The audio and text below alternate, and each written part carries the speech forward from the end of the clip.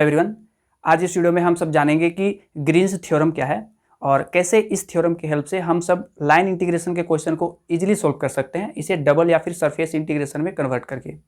तो इस वीडियो को शुरू करने से पहले आप सब एक बार लाइन और सरफेस दोनों इंटीग्रेशन के वीडियो जरूर देख लें। तो आइए जानते हैं कि ग्रीन्स थ्योरम का स्टेटमेंट क्या है। तो ग्रीन्स थ्योरम का स्टेटमेंट है, इफ फाई जो एक्स वाई का फंक्शन है, साई ये भी एक्स वाई का फंक्शन है, और इनका जो पार्शियल डेरिवेटिव है, फाई को वाई के रिस्पेक्ट में पार्शियली डिफरेंशिएट कर रहे हैं और साई को एक्स के रिस्पेक्ट में, R continuous function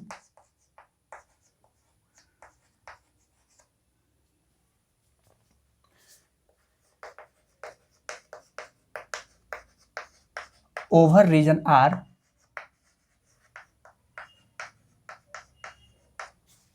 bounded by simple closed curve. अभी समझेंगे कि ये सिंपल क्लोज्ड कर्व क्या है।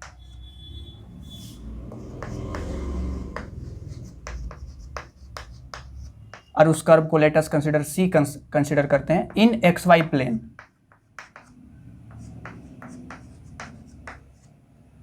Then line integration over closed curve C phi D x plus psi D Y, इसे हम सब लिख सकते हैं double integration over that region R del psi by del x minus del phi by del Y into D x into D Y. तो ये है statement Green's theorem का, इसे समझते हैं। तो सपोज करें कि हमें एक्स वाई प्लेन पे एक सिंपल क्लोज्ड कर्व गिवन है, ठीक है। अब ये सिंपल क्लोज्ड कर्व क्या होता है? तो ऐसा कर्व जो कि नॉन इंटरसेक्टिंग हो। जैसे सपोज करें इस कर्व, ये एक सिंपल क्लोज्ड कर्व है क्योंकि ये कहीं पे भी इंटरसेक्ट नहीं कर रहा। सिमिलरली अगर ये सिंपल क्लोज्ड कर्व नहीं है क्योंकि आप सब देख सकते हो कि यहाँ पे एक पॉइंट पे क्या है, इंटरसेक्ट है। तो ऐसा कर्व जो कि नॉन इंटरसेक्टिंग हो, तो वैसे कर्व को सिंपल क्लोज्ड कर्व बोलते हैं, ठीक है। तो ये एक सिंपल क्लोज्ड कर्व है। इसी तरह ये भी एक तरह का सिंपल क्लोज्ड कर्व है। लेकिन इस थ्योरम को पढ़ने के लिए हम सब एक स्पेशल टाइप का भी सिंपल क्लोज्ड कर्व को कंसीडर कर रहे हैं, ठीक है। ऐसा कर्व जिसमें कि किसी भी एक्सिस के पैरेलल अगर हम सब लाइन ड्रॉ करेंगे तो वो मैक्सिमम 2 पॉइंट्स पे कट करे। जैसे अगर आप सब यहाँ देख सकते हो कि यहाँ पे ये जो कर्व है, इस पे अगर वाई एक्सिस के पैरेलल लाइन ड्रॉ कर रहे हैं तो यहाँ पे 1 2 3 4 ये 4 पॉइंट्स पे इंटरसेक्ट कर रहा। तो अभी के लिए हम सब ऐसे वाले सिंपल क्लोज्ड कर्व को कंसिडर नहीं कर रहे हैं। इस कर्व का बात करें तो यहाँ पे आप कोई भी एक्सिस के पैरेलल लाइन ड्रॉ करो। सपोज करते हैं वाई एक्सिस के पैरेलल अगर लाइन ड्रॉ करते हैं या फिर एक्स एक्सिस के पैरेलल लाइन ड्रॉ करते हैं तो ये मैक्स टू मैक्स 2 पॉइंट्स पे इंटरसेक्ट कर रहा। तो अभी हम सब इस टाइप का सिंपल क्लोज्ड कर्व को कंसिडर कर रहे हैं। तो सपोज करें कि उसी टाइप का एक सिंपल क्लोज्ड कर्व हमें गिवन है एक्स वाई प्लेन पे, और इस कर्व को सपोज करें सी नेमिंग कर रहे हैं। और आप सब देख सकते हो कि जो सी कर्व है ये एक रीजन को बाउंड कर रहा, एक एरिया को बाउंड कर रहा, और सपोज करें इस रीजन को आर बोल रहे हैं। तो ग्रीन्स थ्योरम क्या बोलता है कि इस रीजन में ये जो फंक्शन है फाई साई और इनका जो पार्शियल डेरिवेटिव है, फाई को वाई के रिस्पेक्ट में पार्शियल डिफरेंशिएट कर रहे हैं और साई को एक्स के रिस्पेक्ट में पार्शियली डिफरेंशिएट कर रहे हैं। ये जितना भी फंक्शन है, ये सारा फंक्शन इस रीजन के अंदर जो पॉइंट है उस सभी पॉइंट्स के लिए ये कंटिन्यूअस है। अगर ऐसा हो तो हम लोग क्या कर सकते हैं, इस लाइन इंटीग्रेशन को इस क्लोज्ड कर्व के अलोंग ये जो लाइन इंटीग्रेशन है इसे इस रीजन के लिए इस तरह से सरफेस इंटीग्रेशन में कन्वर्ट करके हम लोग इजीली सोल्व कर सकते हैं। इसका एग्जांपल देखते हैं। सपोज करें हमें क्वेश्चन गिवन है, इफ कोई हमें एक वेक्टर पॉइंट फंक्शन गिवन है, सपोज करें वो है sine Y I cap plus X into 1 plus cos Y J cap. Then evaluate line integration over closed curve C F dot D R, जहां पे ये सी कर्व क्या है, तो सपोज करते हैं कि where C is the circular path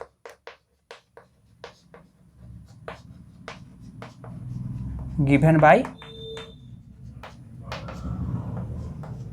x square plus y square is equal to a square. तो हमें एक सर्कुलर पाथ गिवन है और ये सर्कल किस तरह का है, तो ये सर्कल है जिसका सेंटर 0 0 है। तो अगर ये वाई एक्सिस है और अगर ये एक्स एक्सिस है, तो ये रहा इक्वेशन सर्कल का जिसका कि रेडियस ए है, और हमें इस सर्कुलर पाथ के अलोंग इस लाइन इंटीग्रेशन को इवेलुएट करना है। ठीक है, तो इसे कैसे करेंगे, तो हमें क्या इवेलुएट करना है, हमें करना है एफ डॉट डी आर। तो एफ डॉट डी आर क्या होगा, तो एफ डॉट डी आर होगा, अगर इसको डी आर से डॉट प्रोडक्ट करें तो ये होगा sine Y D x plus 1 plus cos y x into 1 plus cos Y D Y होगा ना। अब आप सब अगर इन दोनों इक्वेशन को अगर आप कंपेयर करो तो यहाँ पे फाई डी एक्स है और यहाँ पे साइन वाई डी एक्स है, मतलब फाई का रोल प्ले साइन वाई कर रहा है, और एक्स इंटू यहाँ पे अच्छे से लिखते हैं ये x into 1 plus cos y, ये पूरा साई का रोल प्ले कर रहा है। देख सकते हो phi D x plus psi D y, phi के प्लेस पे साइन वाई है और साई के प्लेस पे x into 1 plus cos y है। तो इसे कैसे लिख सकते हैं, इसे हम डबल इंटीग्रेशन में कन्वर्ट करके कैसे करेंगे, तो अगर phi D x plus psi D y रहे तो उसे इस तरह से डबल इंटीग्रेशन में कन्वर्ट करते हैं। तो यहाँ पे सबसे पहले क्या होगा, del psi by del x, और साई क्या है ये, तो ये होगा del x into 1 plus cos y by del x minus, क्योंकि यहाँ पे माइनस है तो यहाँ पे भी माइनस देंगे, फिर del phi by del y, और फाई क्या है, फाई है साइन वाई, तो ये होगा del sine y by del y. ठीक है, into D x into D y. अब इसको आगे इधर सोल्व करते हैं। अब हमें अगर इस डबल इंटीग्रेशन को अगर हम इवेलुएट करेंगे तो वही लाइन इंटीग्रेशन का भी आंसर होगा।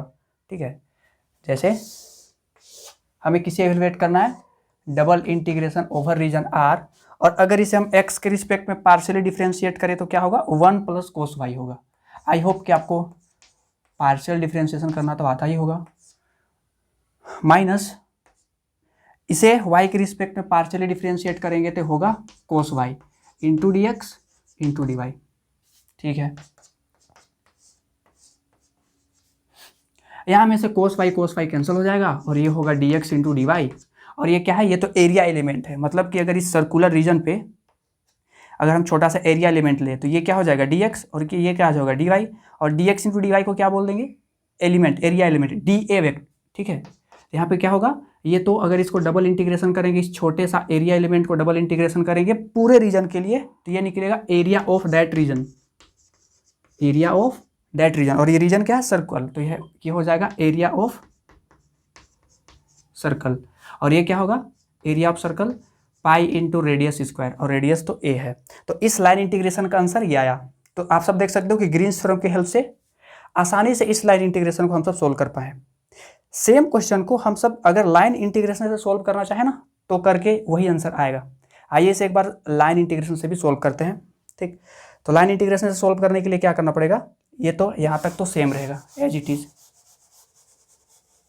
ठीक है, तो इसे हम क्या लिख सकते हैं, sine Y D x plus, अगर एक्स को मल्टीप्लाई करेंगे तो ये होगा X cos Y D Y plus x D Y होगा।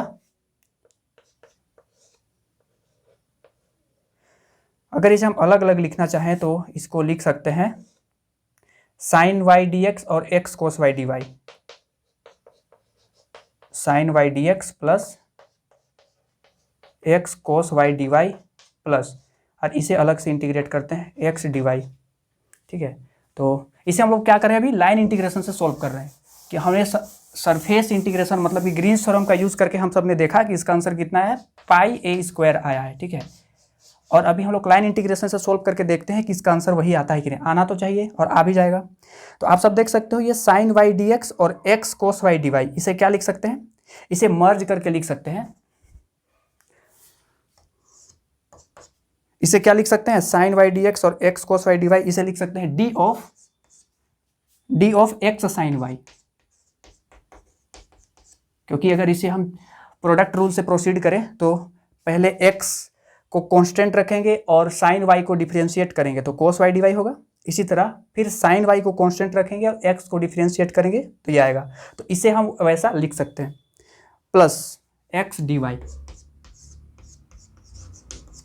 ठीक, अब यहाँ पे आप सबको अगर लाइन इंटीग्रेशन का वीडियो आप सबने देखा होगा तो आप सबको पता होगा कि ऐसा सर्कुलर पाथ्स पे लाइन इंटीग्रेशन को कैसे इवेलुएट करते थे।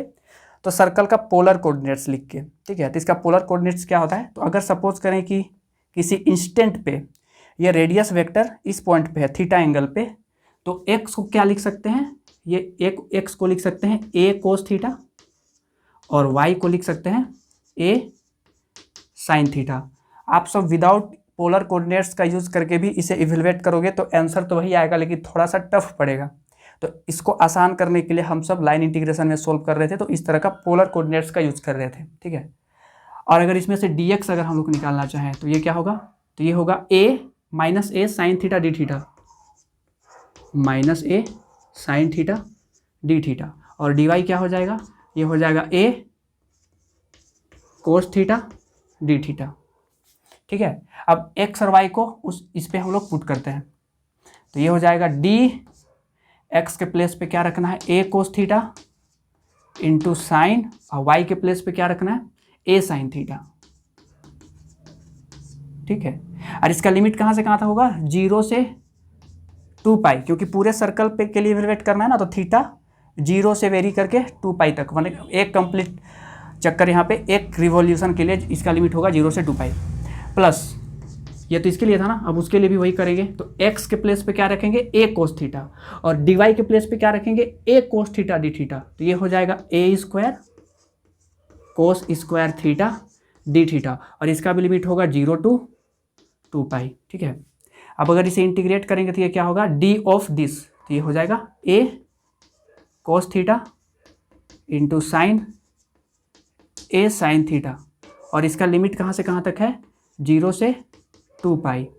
प्लस इसे कैसे इंटीग्रेट करेंगे, तो a स्क्वायर तो कांस्टेंट है, और कोस स्क्वायर थीटा को क्या लिख सकते हैं, कोस स्क्वायर थीटा को लिख सकते हैं 1 प्लस कोस 2 थीटा बाई 2, तो बाई 2 को यहाँ पे बाहर निकाल लेते हैं, ठीक है, इंटू डी थीटा, और इसका भी लिमिट कहाँ से कहाँ तक होगा 0 से 2 पाई।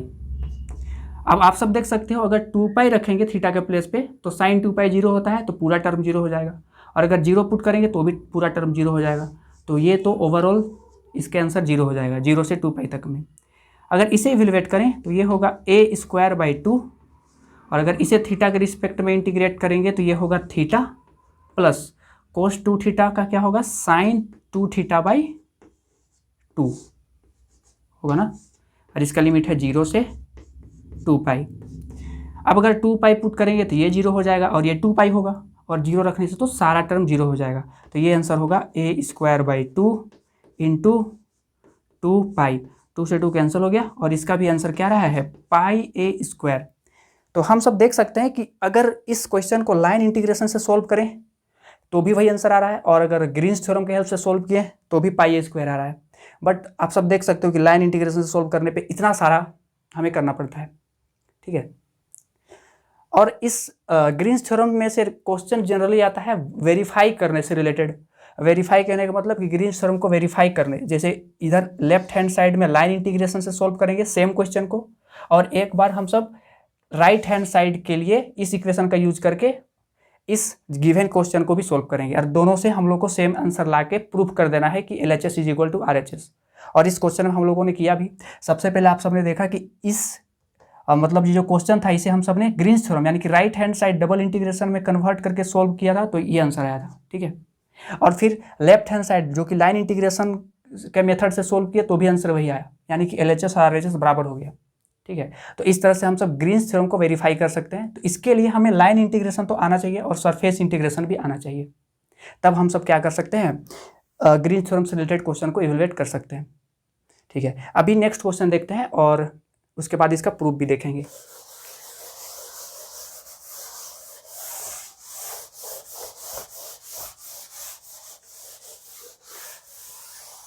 तो सपोज करें एक हमें क्वेश्चन गिवन है,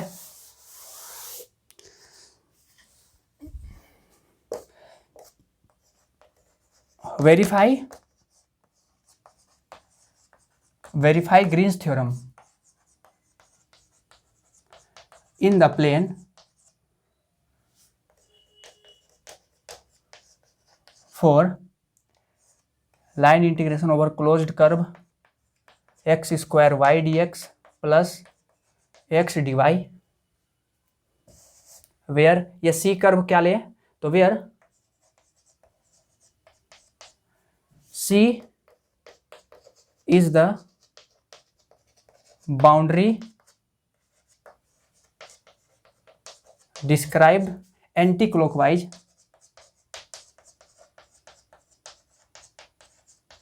of the triangle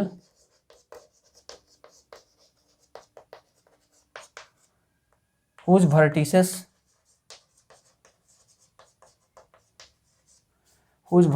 are 0, 0, 1, 0 और 1, 1।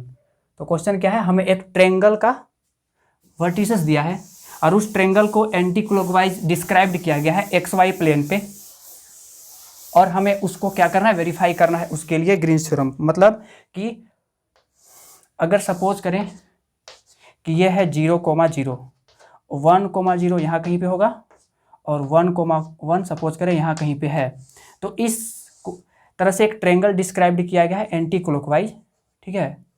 और इस ट्रायंगुलर रीजन के लिए, या फिर बोल सकते हैं ट्रायंगल के जो बाउंड्री है इसके अलोंग हमें क्या करना है, इस लाइन इंटीग्रेशन को इवेलुएट करना है और वेरीफाई भी करना है ग्रीन्स थ्योरम को। तो हम लोग जानते हैं अकॉर्डिंग टू ग्रीन्स थ्योरम क्या होता है, phi D x plus psi D Y, इसे लिख सकते हैं double integration over that region R, और ये रीजन क्या है, इस ट्रायंगल का जो रीजन ट्रायंगुलर बाउंड्री जो रीजन डिस्क्राइब्ड किया है उस रीजन पे इसे इवेलुएट करना है, into D x into D Y. तो कैसे करेंगे, तो हमें क्वेश्चन क्या गिवन है, हमें क्वेश्चन गिवन है line integration over that close curve x square y D x plus x D Y. तो इसे हम सब डबल इंटीग्रेशन में कैसे कन्वर्ट करेंगे, तो ये है फाई और ये है साई, तो इसे लिख सकते हैं double integration over region R, क्या होता था, del phi by del x होता था ना, मतलब कि del x by del x, इसे एक बार डिफ्रेंशिएट करके ही लिखते हैं, ठीक है। तो del phi by del x यानी कि del x by del x क्या हो जाएगा 1 minus del phi by del y, इसे वाई के रिस्पेक्ट में अगर पार्शियल डिफ्रेंशिएट करेंगे तो ये क्या होगा, एक्स स्क्वायर होगा ना, ठीक है, into D x into D y. अब इस डबल इंटीग्रेशन को इवेलुएट करना है इस रीजन के लिए, तो यहाँ पे क्या करेंगे, तो यहाँ पे हमें क्या करते हैं, सबसे पहले आप सबको याद होगा डबल इंटीग्रेशन जब हम लोग पढ़ रहे थे सरफेस इंटीग्रेशन, उस पर किसी भी एक्सिस के पैरेलल सबसे पहले स्ट्रिप यानी कि एरिया एलिमेंट लेते थे, और अगर जिस एक्सिस के अलोंग हम सब स्ट्रिप लेते हैं उसका लिमिट सबसे पहले पुटअप करते हैं, ठीक है। तो ये जो लिमिट है इसका लोअर लिमिट तो 0 है और अपर लिमिट क्या है, तो अपर लिमिट है, देखिए आप सब इस इक्वेशन, ये जो लाइन है इसका इक्वेशन क्या होगा, y इक्वल टू एक्स होगा, क्योंकि ओरिजिन से पास होने वाला ये जो लाइन है स्ट्रेट लाइन, इसका equation y equal to x होगा। तो इसका जो लिमिट है वो वेरी कर रहा है 0 to x, ठीक है, ये वेरी कर रहा है 0 to x, ठीक। और ये एलिमेंट कहाँ से कहाँ तक लेना पड़ेगा, तो 0 से लेके 1 तक लेना पड़ेगा, तो ये होगा 0 से लेके 1 into 1 minus x square d x into D Y, ठीक है। अब इसे कैसे इवेलुएट करेंगे, तो क्योंकि आप सब देख सकते हो ये y का लिमिट है, इसे y के रिस्पेक्ट में पहले इंटीग्रेट करना पड़ेगा, ठीक है। तो ये हो जाएगा 0 to 1, और अगर इस फंक्शन को y के रिस्पेक्ट में इंटीग्रेट करें तो ये होगा y minus x square y, जिसका लिमिट है 0 से x इंटू डी एक्स, ठीक, इक्वल टू, अगर लिमिट पुटअप करेंगे तो ये होगा x माइनस एक्स क्यूब, तो होगा 0 से 1 x माइनस, अगर x पुट करेंगे तो होगा एक्स क्यूब, और 0 पुटअप करने से तो पूरा 0 हो जाएगा, इंटू डी एक्स, ठीक है। अगर इसे आगे इवेलुएट करें तो आप सबको इसको इवेलुएट करना आता होगा, तो इसको इंटीग्रेट करेंगे तो ये होगा एक्स स्क्वायर बाई 2, या और लिमिट पुटअप करेंगे तो ये हो जाएगा 1/2 minus x to the power 4/4, और लिमिट पुटअप करेंगे तो क्या होगा 1/4। ठीक है, और अगर इसे सोल्व करें तो इसका आंसर कितना आएगा 2 माइनस 1/4 मतलब कि 1/4। तो अगर इसे हम सब राइट हैंड साइड मतलब कि डबल इंटीग्रेशन से इवेलुएट किए ग्रीन्स थ्योरम का हेल्प से, तो हमारा 1/4 आया। अब सेम क्वेश्चन को हम सब क्या करेंगे, लाइन इंटीग्रेशन से भी सोल्व करेंगे और देखते हैं कि आंसर कितना आता है। तो आप सबको याद करके रखना है कि इसके आंसर कितना आया 1/4 आया है राइट हैंड साइड के लिए। अब इसे सेम क्वेश्चन को हम सब लाइन इंटीग्रेशन से भी सोल्व करेंगे। तो लाइन इंटीग्रेशन से कैसे सोल्व करेंगे, तो इसे फिर से एक बार ड्रॉ करते हैं। तो ये था ट्रायंगुलर रीजन, इसका वर्टिसेस है 1,1, यह है 1,0 और ये है 0,0। अगर इसे नाम देंगे A, इसको नाम देंगे B और इसको नाम देंगे C, तो इस पूरे क्लोज्ड कर्व के लिए जो लाइन इंटीग्रेशन होगा वो कैसे हम लोग इवेलुएट करेंगे। तो सबसे पहले हमें AB के अलोंग इस लाइन इंटीग्रेशन को इवेलुएट करना पड़ेगा, फिर BC के अलोंग लाइन इंटीग्रेशन इवेलुएट करना पड़ेगा, फिर CA के अलोंग लाइन इंटीग्रेशन इवेलुएट करना पड़ेगा और सबको जोड़ देना है। तो इस पूरे कर्व के लिए लाइन इंटीग्रेशन का सोल्व हो जाएगा। ठीक है, तो पहले AB के अलोंग करते हैं, फिर BC के अलोंग करेंगे, फिर CA के अलोंग करेंगे। ठीक है, तो पहले AB के अलोंग करते हैं। तो लाइन इंटीग्रेशन अलोंग AB, तो आप सब देख सकते हो AB के अलोंग क्या हो रहा है, x 0 से 1 हो रहा और y 0 से 0, मतलब y वेरी नहीं कर रहा। ठीक है, y 0 है तो dy भी 0 हो जाएगा। ठीक है, और हमें क्या फंक्शन दे रखा है ये, तो अगर y की जगह में 0 रखेंगे तो ये पूरा 0 हो जाएगा, और dy अगर 0 रखेंगे तो ये भी पूरा 0 हो जाएगा। तो AB के अलोंग ये जो x square dx plus x dy है, इसका इंटीग्रेशन क्या होगा, ये 0 हो जाएगा। ठीक, पहला। अब AB के अलोंग कर लिए, अब किसके अलोंग करना है, BC के अलोंग करना है। तो आप सब देख पा रहे होंगे ये जो BC है इसके अलोंग x वेरी नहीं कर रहा, y वेरी कर रहा 0 से 1, y तो 1 है वेरी नहीं कर रहा, तो dy भी क्या हो जाएगा, dy तो 0 हो जाएगा। अब इसके अलोंग अगर हम किसके अलोंग, B से C, इस डायरेक्शन के अलोंग अगर हम इस लाइन इंटीग्रेशन को सोल्व करना चाहें तो एक्स स्क्वायर, ये तो वेरी कर रहा, सॉरी यहाँ में से x इज इक्वल टू 1 होगा, क्योंकि x 1 से 1 है, x वेरी नहीं कर रहा। ठीक है, तो x 1 है तो dx क्या होगा, 0 होगा। ठीक, तो यहाँ में से अगर x के प्लेस पे 1 पुटअप करें और y के प्लेस पे, तो y ही रहेगा क्योंकि ये वेरी कर रहा, और dx क्या है, 0 है, तो ये पूरा टर्म 0 हो गया, प्लस x ये तो 1 है, और dy ये कितना है, तो dy को dy ही रहने देते क्योंकि y वेरी कर रहा। ठीक है, तो इसे आगे कैसे सोल्व करेंगे, तो ये 0 हो गया और ये dy है, और y कहाँ से कहाँ वेरी कर रहा है, 0 से लेके 1, तो ये होगा 0 से 1, तो इसका वैल्यू कितना आ रहा है, इसका वैल्यू आ रहा है 1। अगर आप इंटीग्रेट करके लिमिट पुट कब करेंगे तो इसका वैल्यू आ रहा है 1। अब हम AB के अलोंग कर चुके हैं, BC के अलोंग कर चुके हैं, अब CA के अलोंग करेंगे। तो जब CA के अलोंग करना है तो y और x दोनों क्या है, बराबर है। ठीक है, क्योंकि इसका इक्वेशन क्या है, y is equal to x है। ठीक, तो dy is equal to dx हो जाएगा, और हमें लाइन इंटीग्रेशन क्या गिवन है, इसका question x square y dx plus x dy। ठीक है, और इसका लिमिट कहाँ से कहाँ वेरी कर रहा, अभी हम लोग लिमिट क्यों पुट नहीं करेंगे, क्योंकि ये एक वेरिएबल में हम सबको कन्वर्ट करना होता है ना, यहाँ भी तो वही किया है, एक वेरिएबल में कन्वर्ट करने का कोशिश किए हैं। तो x के जगह पे 1 पुटअप कर दिए और dx के जगह पे 0 पुटअप कर दिए, तो हमारा एक वेरिएबल में कन्वर्ट हो रहा है। तो यहाँ भी वही चीज़ करेंगे, और यहाँ पे कैसे एक वेरिएबल में चेंज करेंगे, तो आप सब इसे या तो पूरे को x पे कन्वर्ट करो या तो पूरे को y पे कन्वर्ट करो। तो हम सब क्या करते हैं, जहाँ जहाँ x है, सॉरी जहाँ जहाँ y है वहाँ x करते हैं, सबको x पे कन्वर्ट करने का कोशिश करते हैं। तो ये हो जाएगा एक्स स्क्वायर, y के प्लेस पे x पुटअप करेंगे और dx तो dx रहेगा क्योंकि dx और dy दोनों इक्वल है, प्लस x को एज इट इज लिख देते हैं और dy को किससे रिप्लेस कर देंगे, dx से रिप्लेस कर देंगे। और क्योंकि सबको x पे कन्वर्ट किए हैं तो यहाँ पे x का लिमिट पुटअप करेंगे, वो कहाँ से कहाँ होगा, तो 1 से लेके 0 होगा, तो ये होगा 1 to 0। ठीक है, और अगर इसे इवेलुएट करेंगे तो ये क्या होगा, ये होगा, क्योंकि एक्स क्यूब है तो इसका इंटीग्रेशन होगा एक्स टू द पावर 4/4, और ये एक्स है तो इसका इंटीग्रेशन होगा एक्स टू द पावर 2/2, और इसका लिमिट है 1 to 0। लिमिट पुटअप करेंगे तो 0 रखने पे पूरा 0 हो जाएगा, और 1 रखने पे होगा, क्योंकि माइनस साइन लगेगा ना, लोअर लिमिट पुटअप कर रहे हैं, तो ये हो जाएगा -1/4 + 1/2। तो इसका आंसर कितना आ रहा है, ये होगा 3/4, -3/4। ठीक है, तो ए बी के एलोंग 0 है, बी सी के एलोंग 1 आया, और सी ए के एलोंग क्या आया, -3/4। तो पूरे क्लोज्ड कर्व के एलोंग लाइन इंटीग्रेशन कितना होगा, ये होगा 0 + 1 -3/4।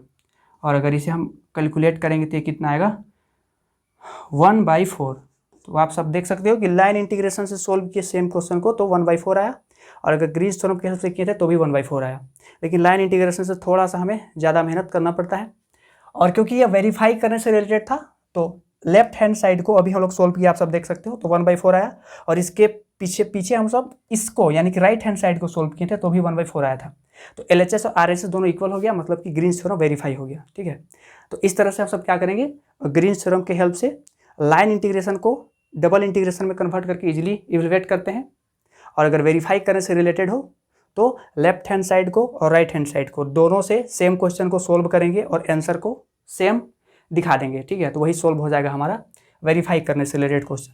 अब आइए जानते हैं कि इसका प्रूफ क्या है। ये जो ग्रीन्स थ्योरम है ना, इसका प्रूफ देखते हैं। तो स्टेटमेंट तो हम सब ने देख रखा, अभी फिलहाल इसका प्रूफ देखेंगे।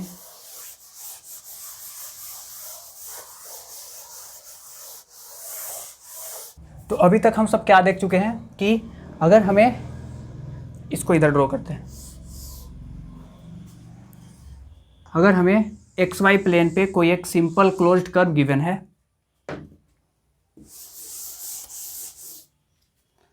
अगर हमें XY प्लेन पे कोई एक सिंपल क्लोज्ड कर्व गिवन है, सपोज करें वो इस तरह का सिंपल क्लोज्ड कर्व है, और हम सब पहले ही डिफाइन कर चुके हैं कि इस कर्व का क्या प्रॉपर्टी है कि कोई भी एक्सिस के पैरेलल अगर लाइन ड्रॉ करें तो वो मैक्सिमम 2 पॉइंट्स पे इंटरसेक्ट करना चाहिए। ठीक है, हाँ, और इसका सपोज करें कि ये जो एक्स एक्सिस पे इसका लोअर लिमिट है वो है a, और इसका जो अपर लिमिट है वो क्या है c। इस पॉइंट को a बोल रहे हैं, इस पॉइंट को b बोल रहे हैं, और इस पॉइंट को c, और इस पॉइंट को d बोल रहे हैं। ठीक है, और ये जो कर्व है, इस कर्व को हम सब 2 पार्ट में बांट रहे हैं। ये पूरे क्लोज कर्व को C बोल रहे हैं, लेकिन ABC इस पार्ट को बोल रहे हैं C1 कर्व, और CDA इस कर्व को बोल रहे हैं C2। इस पूरे कर्व को हम सब ने 2 पार्ट पे इसको बांट रखा है। ABC को C1 कर्व बोल रहे हैं और CDA को C2 कर्व बोल रहे हैं। ठीक है, अब अकॉर्डिंग टू ग्रीन्स थ्योरम हम सबको क्या पता है, हम सबको पता है कि line integration over closed curve phi dx plus psi dy, इसे लिख सकते हैं double integration over region R del psi by del x minus del psi by del y, del phi by del y into dx into dy।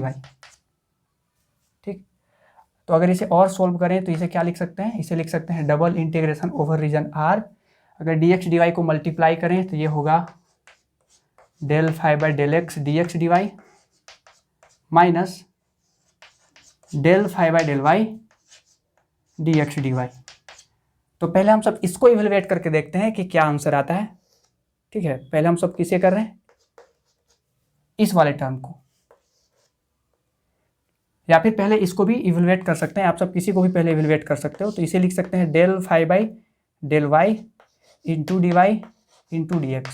ठीक है, अब इसे कैसे evaluate करेंगे, तो यहाँ पे आप सब देख सकते हो कि इस फंक्शन को इवेलुएट करने के लिए हमें यहाँ पे लिमिट लेना पड़ेगा, क्योंकि डबल इंटीग्रेशन है। तो सपोज करें हम सब y एक्सिस के एलोंग स्ट्रिप लेते हैं।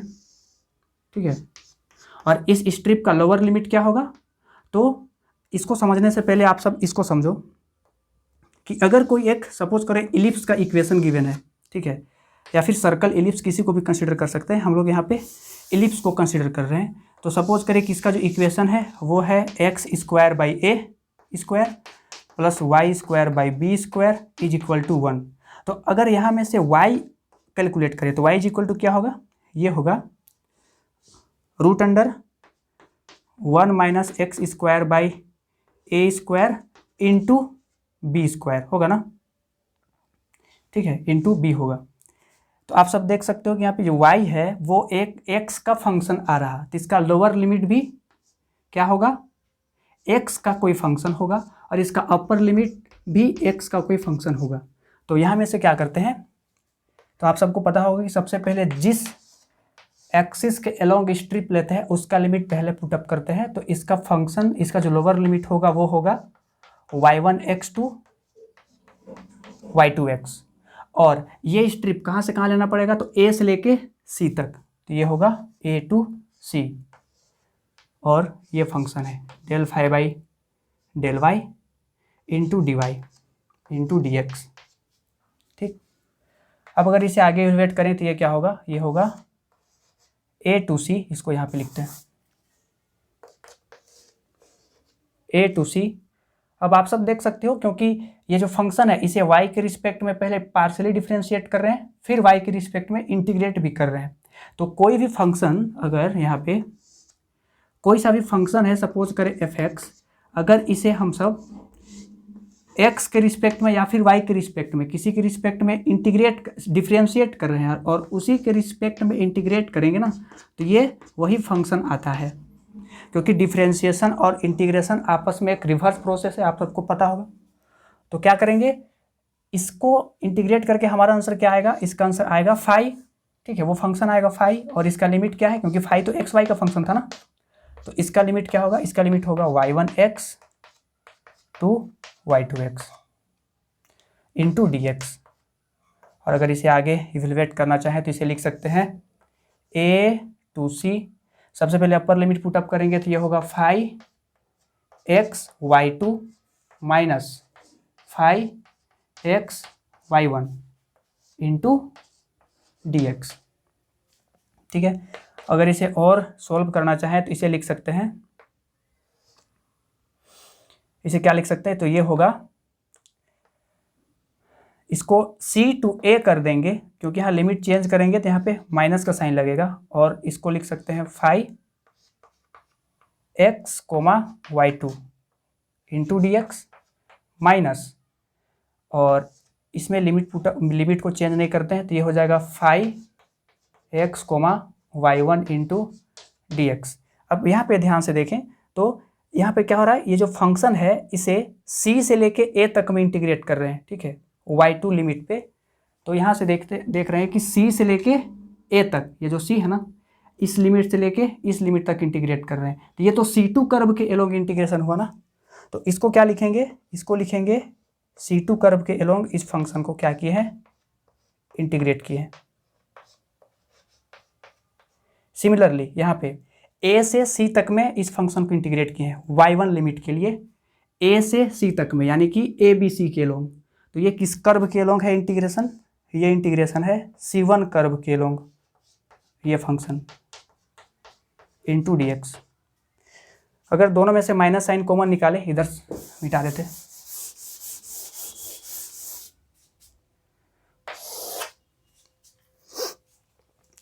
अगर इन दोनों में से माइनस साइन कॉमन निकाले तो ये क्या हो जाएगा, ये हो जाएगा c2 कर्व के एलोंग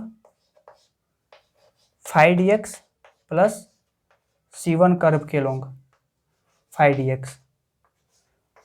और इसे क्या लिख सकते हैं, तो इसे लिख सकते हैं, ये इंटीग्रेशन है c2 कर्व के एलोंग और ये इंटीग्रेशन है c1 कर्व के एलोंग, तो दोनों को जोड़ेंगे तो ये तो पूरे क्लोज्ड कर्व के एलोंग आ जाएगा ना। तो इक्वल टू क्या लिख सकते हैं, c1 प्लस c2 कर्व के एलोंग को ऐड करेंगे तो ये पूरे क्लोज्ड कर्व के लिए आ जाएगा फाई डी एक्स, और माइनस तो था साथ में, ठीक है। तो हम सब क्या देख रहे हैं कि इसको इंटीग्रेट करके, इसको इस पार्ट को इवेलुएट करके हमारा आंसर वो आ रहा, मतलब हम सब ने ये रीजन फाइंड आउट किया कि जो double integration over region R था del phi by del Y into D Y into D x, ये क्या आ रहा है, ये आ रहा है minus of line integration over closed curve phi D x, ठीक है। इसको हम सब इसका वैल्यू हम सब निकाल चुके हैं, इसको हम सब इक्वेशन 1 नेमिंग कर रहे हैं, ठीक है। इसी तरह अभी इसको सॉल्व करेंगे और फिर देखते हैं क्या आंसर आता है। तो उसको लिख लेते हैं कहीं पे।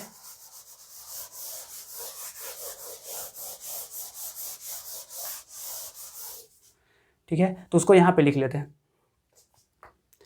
हम सब में क्या देखा कि ये जो double integration over R del phi by del Y into D Y into D x, ये क्या आ रहा है, ये आया है माइनस ऑफ, माइनस को इधर हम लोग शिफ्ट कर देते हैं तो ये होगा line integration of phi D x. ठीक है, ये हम सबका पहला रिजल्ट आया है। अभी सिमिलरली हम लोग क्या करेंगे, इससे सोल्व करेंगे। Double integration over R del psi by del x into D x into D y. चलिए अब इसे सोल्व करते हैं। तो इसको सोल्व करने के लिए क्या करना पड़ेगा, अभी हमें एक्स एक्सिस के लॉन्ग स्ट्रिप लेते हैं।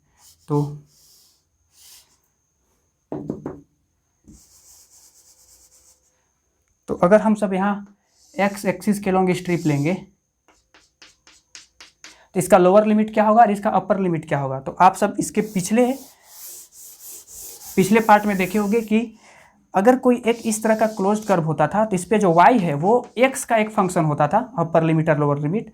और अगर हम सब x एक्सिस के लॉन्ग स्ट्रिप लेंगे तो x क्या होगा, y का x फंक्शन होगा। ठीक है, तो इसका लोअर लिमिट क्या होगा, इसका लोअर लिमिट होगा x का y का एक फंक्शन, और इसका अपर लिमिट क्या होगा, ये भी y का एक फंक्शन होगा। ठीक है, del psi by del x into D x into D y. और ये लिमिट हमें कहाँ से कहाँ तक लेना पड़ेगा, तो सपोज करें इसका जो लोअर लिमिट है वो है b और इसका जो अपर लिमिट है y एक्सिस के लॉन्ग वो है d। ठीक है, तो ये स्ट्रिप हमें b से लेकर d तक लेना पड़ेगा, तो ये होगा b टू d। अब अगर इसे इवेलुएट करते हैं तो आंसर क्या आता है, तो क्योंकि ये x का लिमिट है इसे सबसे पहले x के रिस्पेक्ट में क्या करेंगे, इंटीग्रेट करेंगे। तो ये क्या आएगा, ये आएगा b टू d, और अगर इसे हम y के रिस्पेक्ट में x के रिस्पेक्ट में इंटीग्रेट कर रहे हैं तो आप सब देख सकते हो कि ये जो फंक्शन है फाई, सबसे पहले इसे x के रिस्पेक्ट में डिफरेंशिएट कर रहे हैं, फिर x के रिस्पेक्ट में इंटीग्रेट कर रहे हैं, तो ये तो वही फंक्शन आएगा ना। ठीक है, और इसका लिमिट कहाँ से कहाँ तक होगा, तो ये होगा x1 y to x2 y into D y. अगर इसे आगे सोल्व करना चाहें तो ये क्या हो जाएगा, होगा b टू d। सबसे पहले अपर लिमिट पुट अप करेंगे तो ये होगा Sai x2y minus psi x1y into D x. अब अगर इसे अलग अलग करके लिखें तो ये होगा b to d psi D y, sorry d x, actually में यहाँ पे डी वाई होगा ना, क्योंकि इसे x के रिस्पेक्ट में किए थे ना सबसे पहले इंटीग्रेट, तो डी वाई बचा रहेगा।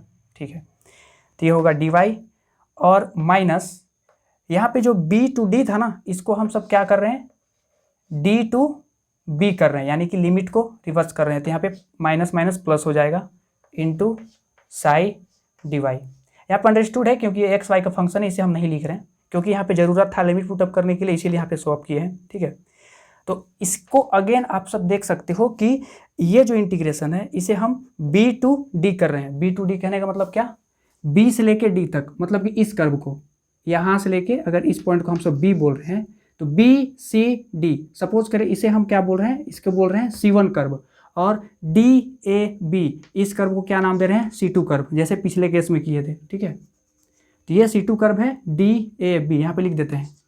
c2 कर्व किसके लॉन्ग है, किसको c2 बोल रहे हैं, तो d a b के लॉन्ग, d a b के लॉन्ग जो पाथ है उसको c2 कर्व बोल रहे हैं। और c1 कर्व किसके लॉन्ग बोल रहे हैं, तो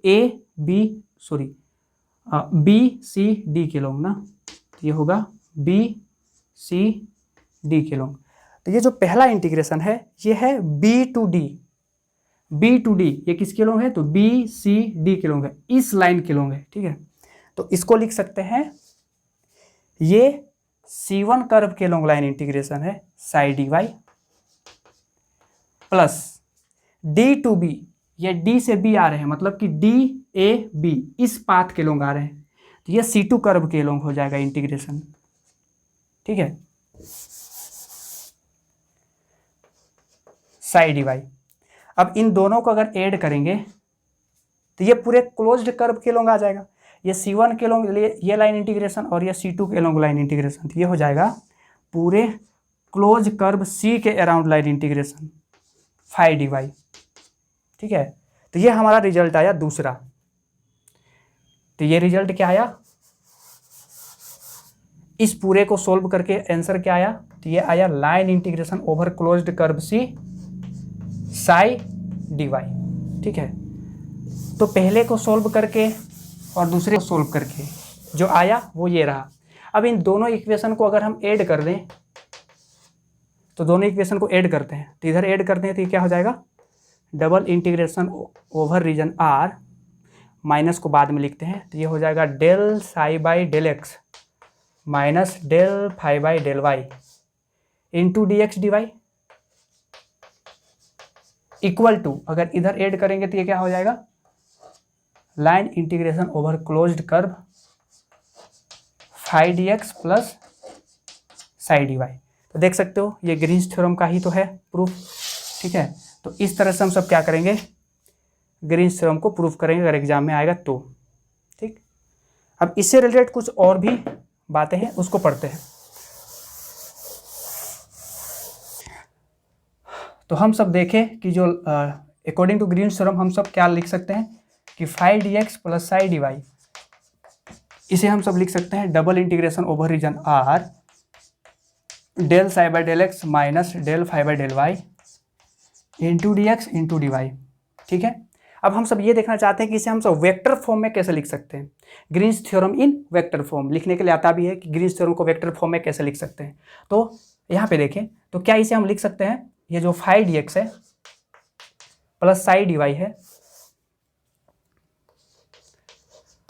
phi D x plus psi D Y, इसे हम सब क्या ऐसा लिख सकते हैं, फाई आई कैप प्लस साई जे कैप, इसको डॉट प्रोडक्ट कर रहे हैं d x i cap plus d y j के साथ, कर सकते हैं। अगर इसको डॉट प्रोडक्ट करेंगे तो यही मिलेगा ना। ठीक है, तो इसे हम सब लिख सकते हैं, सपोज करें इसको हम लोग लेट कर रहे हैं ए वेक्टर, ठीक है, डॉट, और ये क्या है, ये है डी आर वेक्टर। ठीक, तो phi D x plus psi D Y, इसे हम सब A vector dot D R vector लिख सकते हैं, वेयर ए वेक्टर ये रहा फाई आई कैप प्लस साई जे कैप। ठीक है, अब अगर हम सब कर्ल ऑफ ए वेक्टर निकालें तो ये क्या आता है देखते हैं। तो आप सबको कर्ल निकालना आता होगा,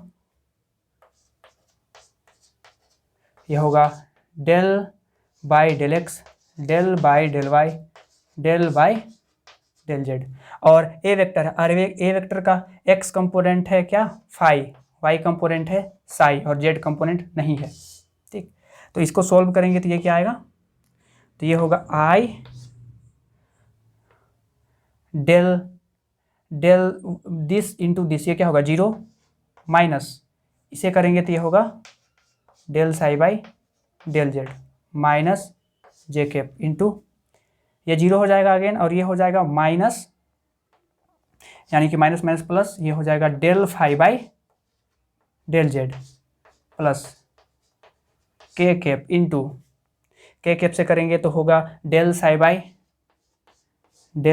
del x minus del phi by del y. ठीक है, तो अगर हम सब ए का कर्ल निकाल रहे हैं तो हमारा आंसर ये आ रहा। अब अगर यहाँ देखें, अगर हम सब ये जो डेल क्रॉस ए है, यानी कि जो कर्ल ऑफ ए है, इसका डॉट प्रोडक्ट करें के कैप के साथ, तो ये क्या आएगा, तो अगर इस पूरे को, जो कि आंसर ये है, इसे अगर हम सब के साथ डॉट प्रोडक्ट करेंगे तो ये होगा। तो इसको क्या लिख सकते हैं, इसे लिख सकते हैं del psi by del x minus del phi by del y, लिख सकते हैं ना। ठीक है, तो ग्रीन्स थ्योरम को क्या लिख सकते हैं फिर, तो यहाँ पे देखें, तो ग्रीन्स थ्योरम क्या है, ये तो है phi D x plus psi D Y. ठीक है, equal to double integration over region R del psi by del x minus del phi by del Y into D x into D Y. ठीक, अब इस पूरे को क्या लिख सकते हैं, तो यहाँ पे देख सकते हो आप सब कि phi D x plus psi D y को ए डॉट डी आर लिख सकते हैं, ठीक है। तो इधर लिख सकते हैं हम सब ए डॉट डी आर, जहाँ पे ए वेक्टर क्या है, तो फाई आई के plus psi j y, phi i के प्लस साई जे वाई, ठीक है, is equal to double integration over region R. और इस पूरे को क्या लिख सकते हैं, तो यहाँ से देख सकते हो आप सब del phi by del x minus del phi by del y, इसको लिख सकते हैं curl of A dot k cap, तो ये हो जाएगा curl of A dot k cap into D x into D Y. तो आप सब देख सकते हो डी एक्स और डी वाई को क्या बोल सकते हैं, इसे बोल सकते हैं डी एस या फिर डी ए, एरिया एलिमेंट, ठीक है। तो यहाँ पे हो जाएगा डी एस। तो ये रहा ग्रीन्स थ्योरम का वेक्टर फॉर्म, ठीक है। और जब हम सब स्टोक्स थ्योरम पढ़ेंगे ना, तो ये जानेंगे कि ग्रीन्स थ्योरम जो है वो स्टोक्स थ्योरम का एक स्पेशल केस है, ठीक है। जब अगला लेक्चर पढ़ेंगे तो उसमें हम सब जानेंगे कि ग्रीन्स थ्योरम क्या है, एक स्टोक्स थ्योरम का स्पेशल केस है। तो अगर हम सबको वेक्टर के फॉर्म में ग्रीन्स थ्योरम को लिखना हो तो हम सब इस तरह से उसको लिखेंगे, ठीक। अब हम सब ये जानते हैं कि एरिया कैसे हम लोग फाइंड आउट कर सकते हैं ग्रीन्स थ्योरम के हेल्प से।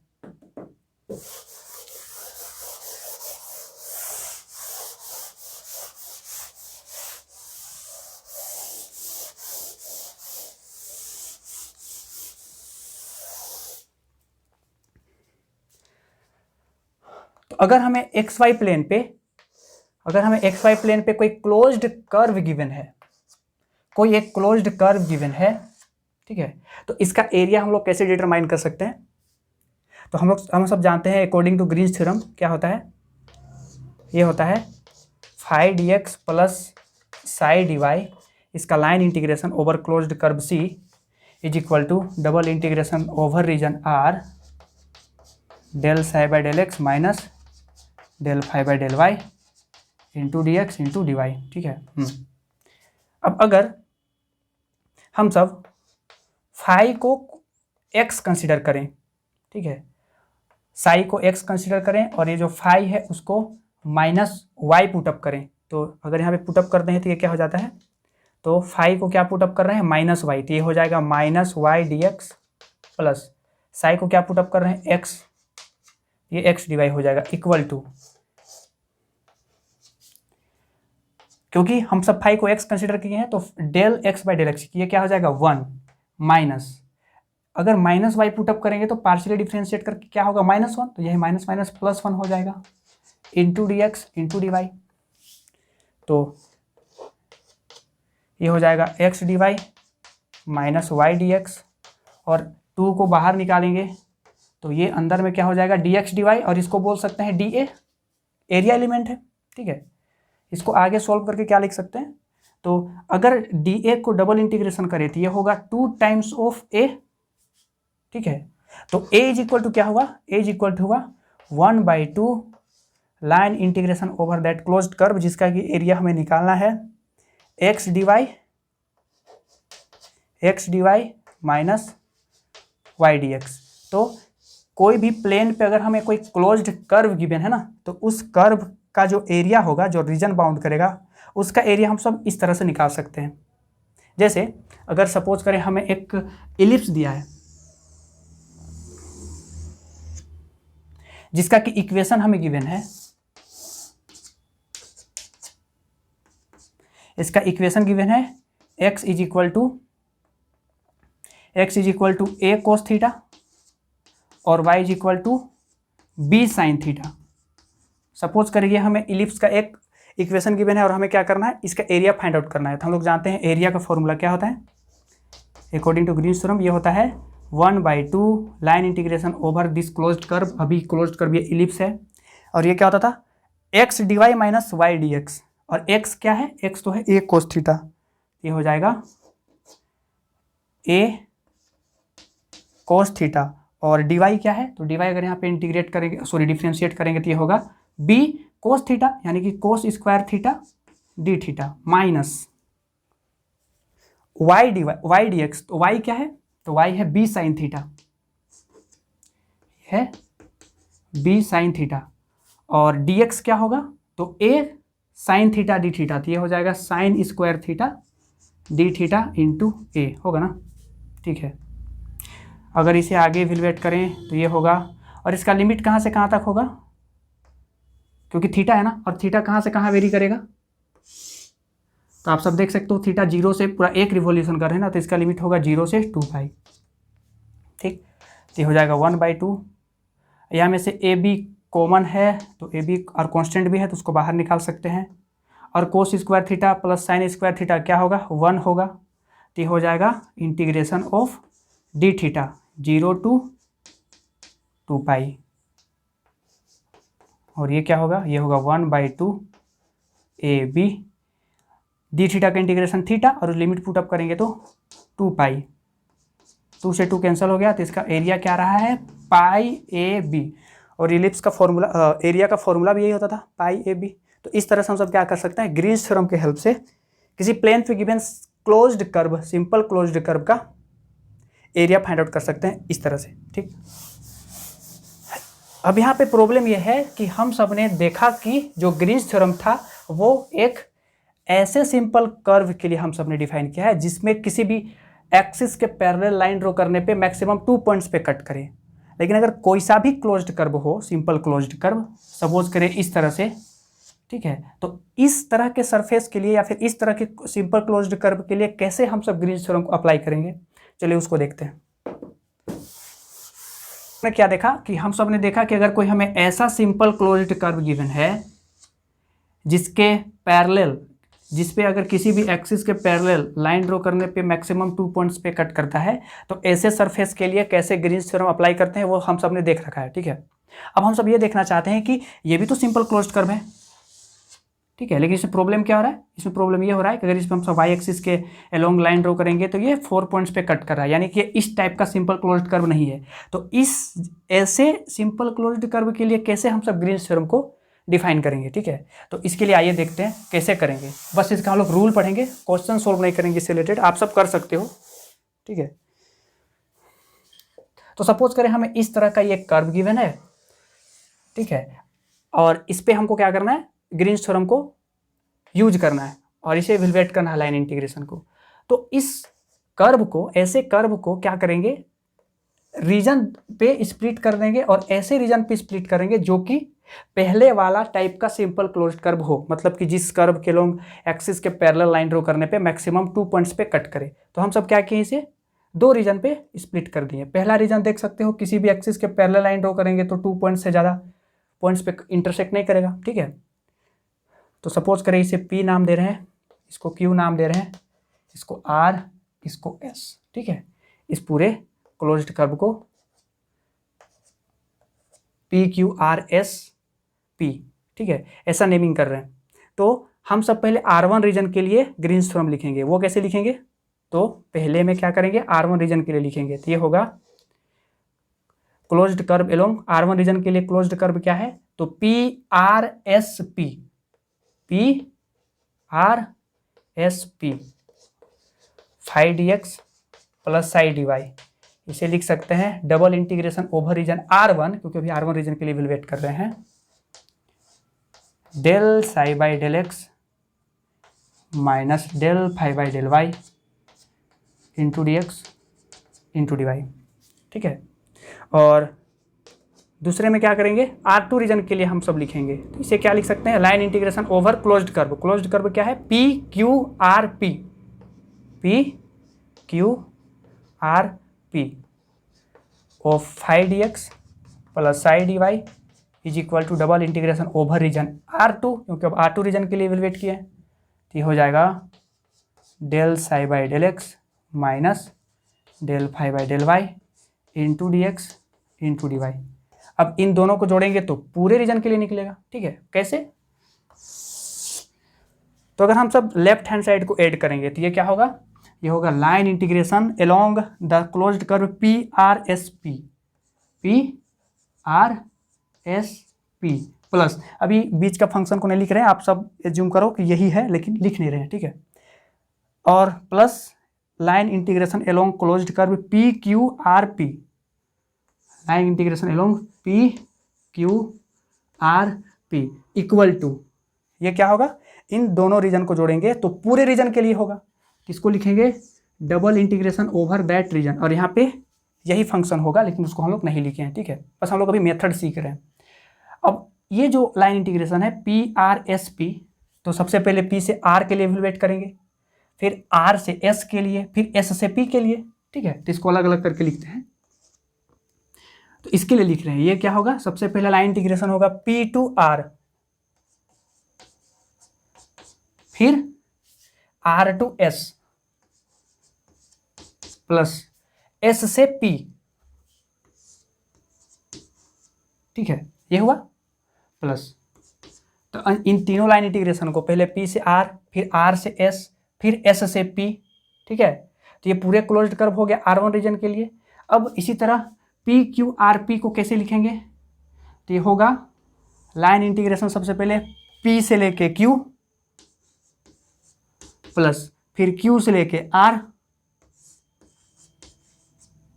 प्लस आर से लेके पी, ठीक है, ये इस रीजन के लिए इतना इतना लाइन इंटीग्रेशन सोल्व करेंगे, ठीक। डबल इंटीग्रेशन ये रीजन आर के लिए है ही। अब यहाँ में से आप एक बार देख सकते हो कि ये जो पी आर है और ये जो आर पी है ये आपस में उल्टा और अपोजिट है। यहाँ पे पी से आर के लिए लाइन इंटीग्रेशन सोल्व करेंगे तो कुछ आंसर आएगा, और आर से पी के लिए करेंगे तो वही आंसर आएगा, लेकिन बस डायरेक्शन उल्टा रहेगा। कहने का मतलब क्या कि line integration along P R ये क्या है, minus of line integration along P R, sorry R P, ठीक है। तो ये और ये कैंसल आउट हो जाएगा, क्योंकि पी आर के लोग सपोज करें लाइन इंटीग्रेशन ए है, ठीक है, और आर पी के लोग लाइन इंटीग्रेशन करेंगे तो ए ही होगा, बस डायरेक्शन में चेंज होगा तो यहाँ पे माइनस हो जाएगा ना, तो ये दोनों तो कैंसल आउट हो जाएगा जोड़ेंगे तो, ठीक। अब क्या बच रहा है, line integration along R S, line integration along S P, S से लेके पी, फिर line integration along P Q यानी कि पी से लेके क्यू, और फिर line integration along Q R, Q से लेके आर। तो ये तो पूरे कर्व के लिए आया ना, तो लेफ्ट हैंड साइड को क्या लिख सकते हैं, ये लिख सकते हैं line integration over P Q R S P, ठीक है, P Q R S P equal to double integration over this closed curve C. तो आप सब देख सकते हो कि अगर हम सब ग्रीन्स थ्योरम अप्लाई करेंगे ना ऐसे टाइप्स के रीजन के लिए, तो पहले R1 रीजन के लिए हम सब ग्रीन्स थ्योरम अप्लाई करेंगे, R2 रीजन के लिए ग्रीन्स थ्योरम अप्लाई करेंगे, और फिर दोनों को जोड़ देंगे तो ये पूरे कर्व के लोग आ जाएगा, ठीक है। तो ऐसे वाले कर्व, सिंपल क्लोज्ड कर्व के लिए भी हम सब ग्रीन्स थ्योरम अप्लाई कर सकते हैं। यहाँ पे है phi D x plus psi D y, और इधर है del psi by del x minus del phi by del y, ठीक। तो हम सब इस तरह के सिंपल क्लोज्ड कर्व के लिए भी ग्रीन्स थ्योरम को जनरलाइज कर सकते हैं। तो ये था ग्रीन्स थ्योरम से रिलेटेड जितना भी टॉपिक था वो मैंने कोशिश किया बताने का। अब इसके अगले लेक्चर में हम लोग पढ़ेंगे कि स्टोक्स थ्योरम क्या है, और फिर उसका प्रूफ और उससे रिलेटेड क्वेश्चन भी सोल्व करेंगे। तो आई होप्स आप सबको ये समझ में आया हो।